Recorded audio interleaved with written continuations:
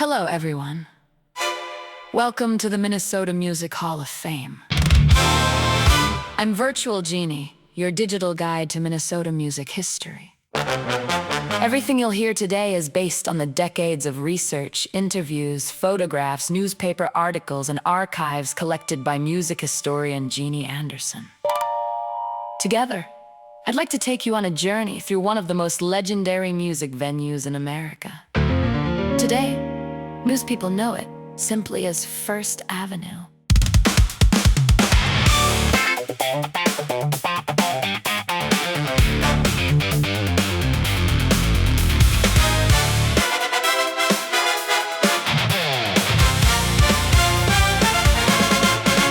Music lovers from around the world visit this famous corner of downtown Minneapolis because of Prince and the movie Purple Rain. Thousands stop every year to photograph the famous Wall of Stars.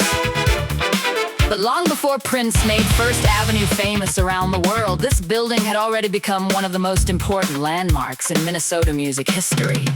Ironically, this legendary music venue wasn't built for music at all.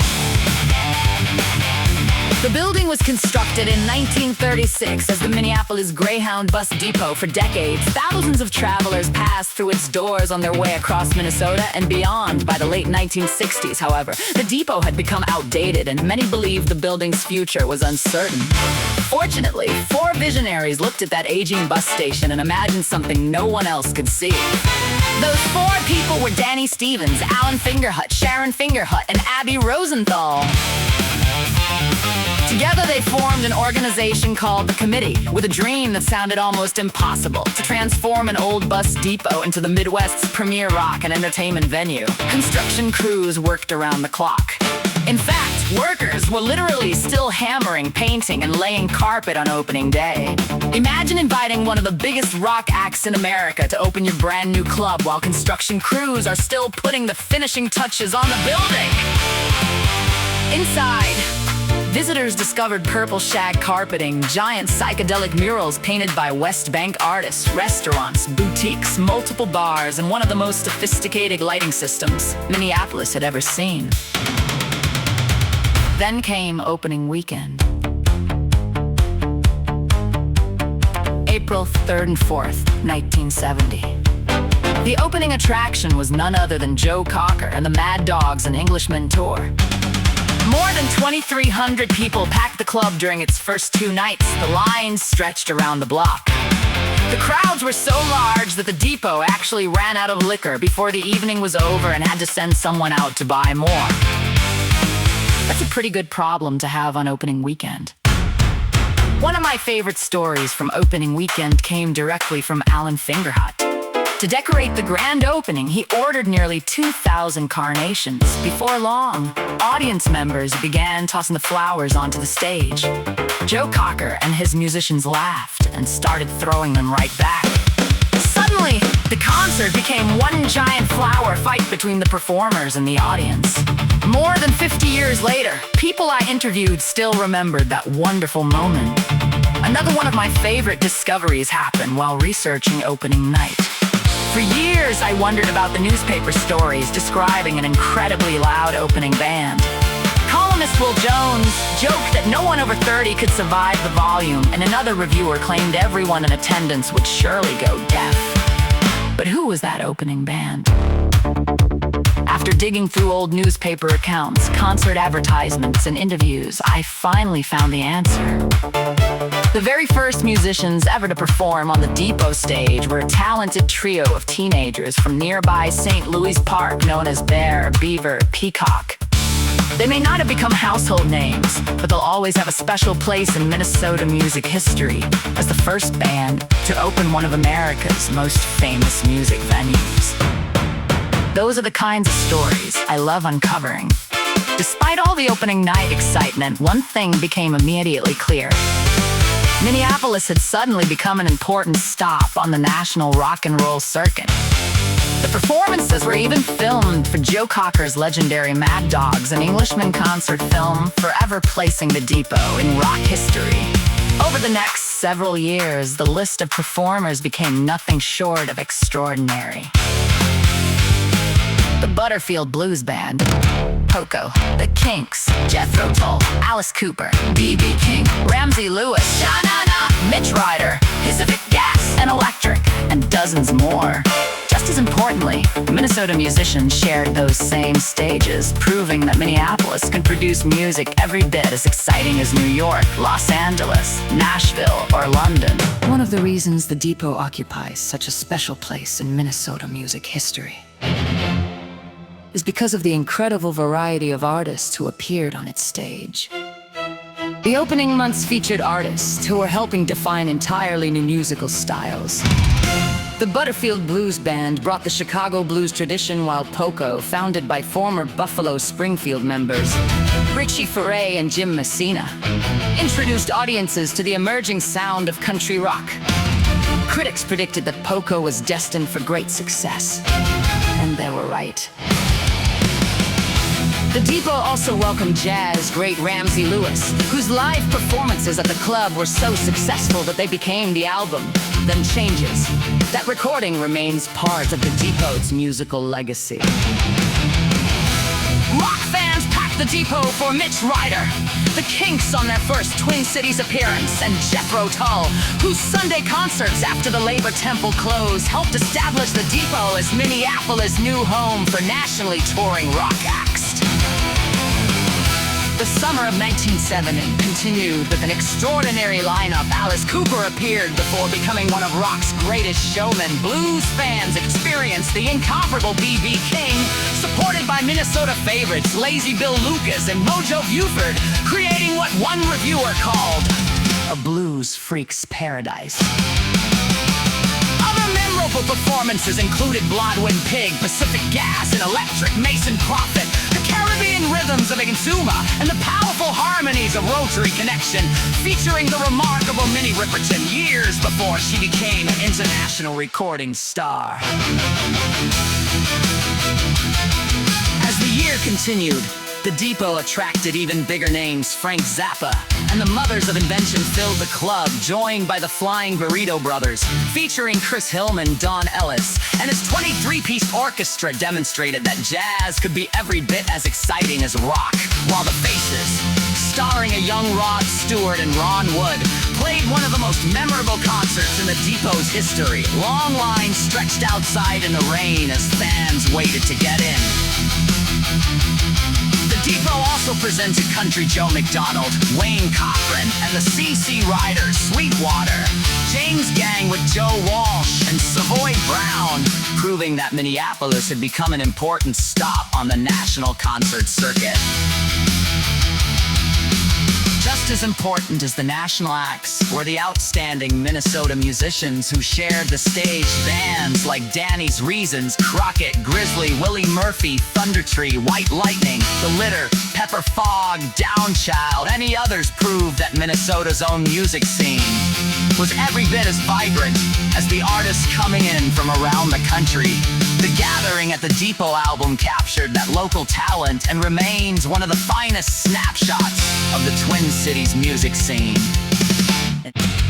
In the short time they were open, the Depot brought world-class entertainment to downtown Minneapolis. It gave Minnesota audiences the opportunity to see legendary performers in an intimate setting, often before they became arena superstars. More importantly, it proved that the Twin Cities had both the audience and the passion to support major live music. As we conclude the story of the Depot, we arrive at one of the most dramatic chapters in Minnesota music history. By the spring of 1971, the Depot was searching for new ways to bring people to its doors. Management introduced not-so-original amateur night, along with nostalgia nights, beer and wine specials, and even eliminated cover charges on weekends. Despite these creative efforts, the financial problems continued to grow.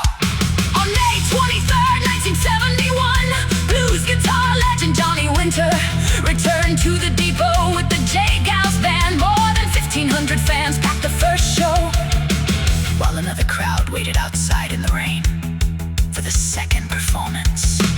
Critics praised Johnny Winter's incredible guitar work, while many also discovered the exciting young J. Gals band and their remarkable harmonica player, Magic Dick. 2 weeks later, Edgar Winter and White Trash took the stage. Critics loved the performance, describing the band as every bit as exciting as Johnny Winter's. Yet despite the outstanding show, attendance was shockingly low. Fewer than 500 people came, creating a financial disaster for the club. The Depot suddenly found itself in serious trouble. Owner Alan Fingerhut later revealed that they didn't earn enough money to pay Edgar Winter's band. They emptied the safe, took money from the cash registers, and still came up short. Then something extraordinary happened. Edgar Winter's manager, recognizing the Depot's financial struggle, voluntarily returned part of the band's payment so the club would have enough money to open the following Monday. It was an act of generosity, almost unheard of in the concert business. The crisis continued to deepen. Fingerhut told the staff he couldn't make payroll instead of walking away. Nearly 50 employees volunteered to work for free in hopes of saving the Depot. Their dedication reflected just how much this remarkable venue meant to the people who worked there. But it wasn't enough. On June 11, 1971, Alan Fingerhut announced that the Depot would close its doors because of overwhelming financial losses. He faced more than $35,000 in debt and even bankruptcy. Although he hoped to reopen someday as a concert venue, the writing was on the wall. The final scheduled Sunday concert featuring the Allman Brothers Band never happened. After hearing about the Depot's financial problems, the band demanded full payment in advance. Fingerhut gathered the money, but by then the group had already accepted another engagement, and one of the most anticipated concerts in Depot history was canceled. Finally, on June 14, 1971, the Depot held its last dance. Ironically, the closing night drew one of the largest crowds in the club's history. More than 1,000 people packed the building as the house band, Big Island, played into the night. The crowd sang, danced, and refused to leave when the lights came on. The music continued long after management tried to end the evening, creating one final celebration that many remembered as the greatest night the Depot had ever seen. Although the Depot survived for only a brief period, its influence on Minnesota music was enormous. It introduced Twin Cities audiences to many of the greatest performers of the era, proved that Minneapolis could support major touring acts, and helped pave the way for what was to follow.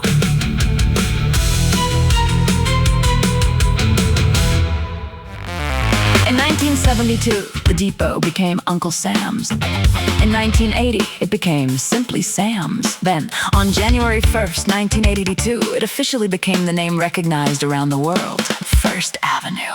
A few years later, a young Minneapolis musician named Prince made First Avenue one of his musical homes. When scenes from Purple Rain were filmed there, First Avenue instantly became one of the most recognizable music clubs anywhere in the world. But here's what I hope you'll remember. Prince didn't create First Avenue. He helped introduce it to the world. The foundation had already been built by 4 remarkable visionaries who looked at an abandoned Greyhound bus depot and imagined something no one else could see. Their dream became the Depot. The Depot became Uncle Sam's. Uncle Sam's became Sam's. Sam's became First Avenue. And today, more than 50 years later, that same building continues to introduce new artists, inspire new generations of musicians, and remind us that some of the greatest chapters in music history begin with someone willing to dream a little bigger than everyone else. As I've researched this remarkable story over the years, I've come to appreciate that this building is much more than bricks and mortar. It represents creativity. It represents risk. It represents vision. And above all, it represents the incredible power of live music to bring people together. Today, we've only scratched the surface. There are hundreds more stories, thousands of photographs, rare concert posters, newspaper articles, advertisements, and first-hand memories that simply couldn't fit into one presentation.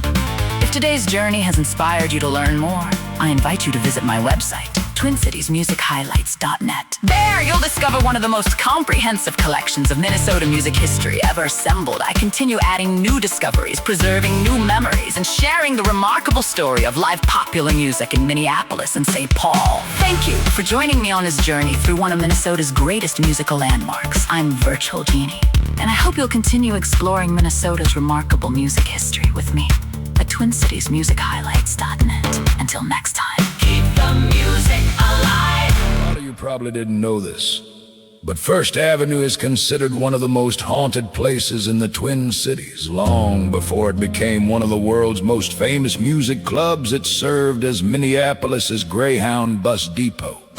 Over the years, employees, musicians, and visitors have shared stories of strange encounters. From unexplained footsteps and mysterious voices to the legendary ghost of a young woman said to wander the building to this day.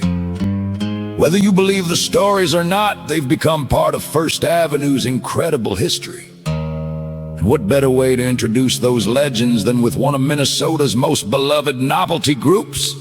Here are the Ghostly Prairie Dogs performing The Ghost of First Avenue.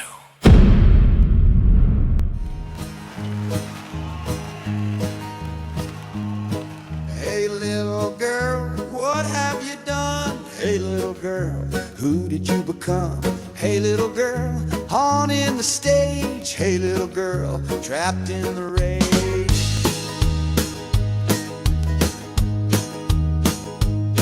In Minneapolis town where the buses roam, she met her end in the darkness alone. At the bus depot where shadows dwell, she took her life and bid farewell.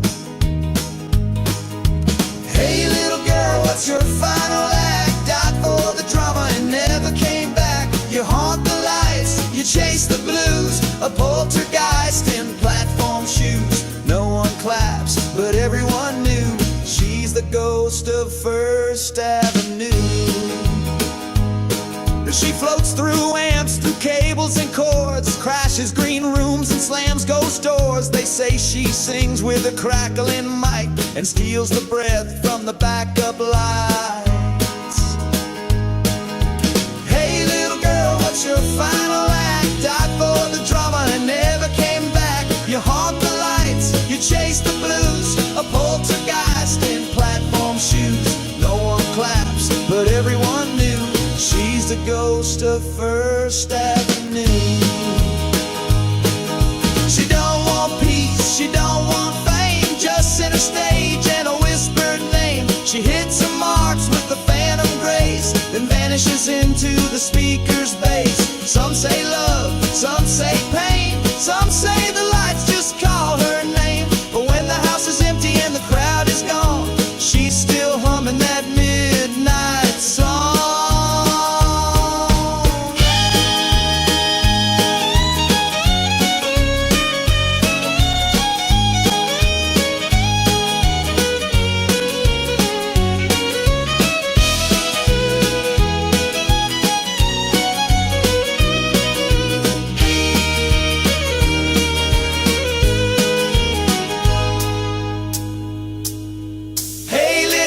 What's your final act? Wrote your story in lipstick and black. You haunt the nights, you steal the view, a headliner in haunted shoes. The lights go dim, the band plays through. She's the ghost of First Avenue.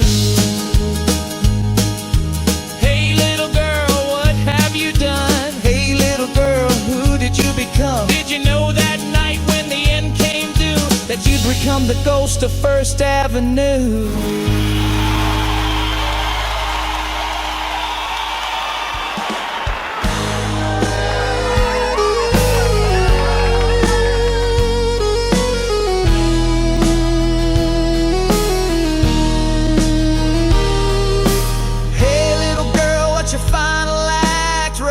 Story in lipstick and black. You haunt the nights, you steal the view, a headliner in haunted shoes. The lights go dim, the band plays through. She's the ghost of First Avenue.